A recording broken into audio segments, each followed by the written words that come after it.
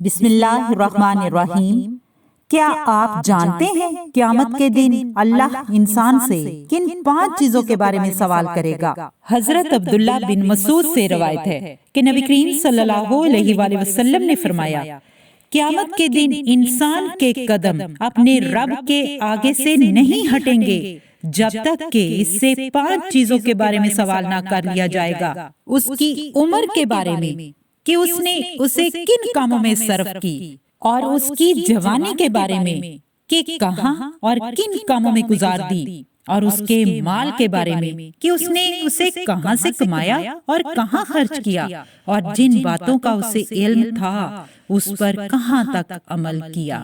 کیا ہم نے اس آخرت کے پرچے کی تیاری کی جس کے 5 سوالات کے جوابات قیامت کے دن ہر انسان کو دینے ہوں گے؟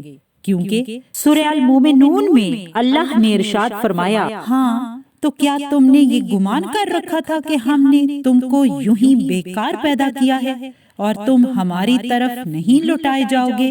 اے اللہ، تو ہمیں مقصد حیات کو سمجھنے کی توفیق عطا فرما اور قیامت کے دن سرخ رو کر دے، آمین یا رب العالمین۔